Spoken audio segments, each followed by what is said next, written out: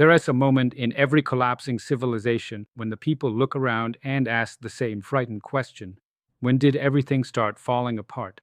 But decay doesn't announce itself. It doesn't march through the streets. It moves like rust, slow, silent, patient. By the time you notice it, the steel is already weak. Ibn Khaldun understood this better than any modern economist or political scientist. He believed civilizations don't die from poverty, they die from forgetfulness. Forgetfulness of discipline, forgetfulness of duty, forgetfulness of where strength truly comes from. And the hardest truth he offered, the truth we hate the most, is simple. A society's greatest enemy is the comfort it cannot live without. Let that sink in. When a generation inherits wealth and stability without inheriting the character that built it, their first instinct is to enjoy the fruits, not protect the tree. They assume the garden keeps itself alive. They assume the walls defend themselves.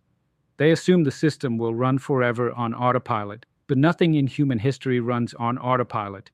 Not families, not nations, not civilizations. Everything decays and must reflect the decay. What would Ibn Khaldun say if he walked into our world today? He would look at modern societies, wealthy, distracted, cynical, divided, and he would sigh the way old men sigh when they see someone repeating the mistake they've warned about for years. He would point to our polarization and say, "You have wealth, but no unity." He would watch our politics and say, "You have leaders, but no loyalty."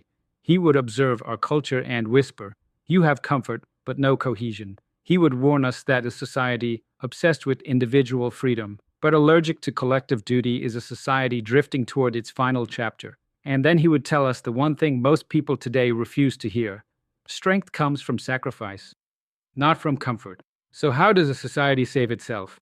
Not by chasing technology, not by blaming outsiders, not by changing laws faster than it changes hearts. A society saves itself by rebuilding the one thing that makes it strong in the first place: Asabiyyah, the willingness to carry a shared burden. In practical terms, that means people choosing responsibility over convenience, communities choosing cooperation over ego, families choosing unity over petty conflicts, leaders choosing service over image, and citizens remembering that freedom without duty turns into decay.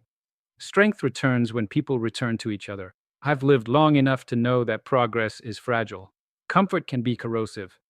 And the decline of a civilization doesn't begin with enemies at the gate.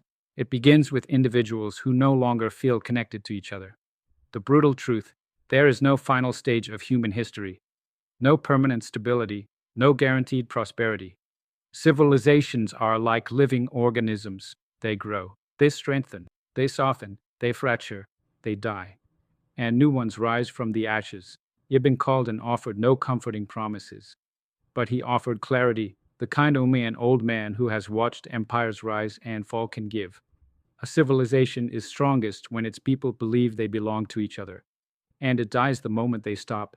That is the law, the hidden rhythm beneath all human history, and whether we like it or not, that rhythm never stops. Some ropes can still be repaired, but only if we notice the frame while there is still enough strength left to hold the strands together.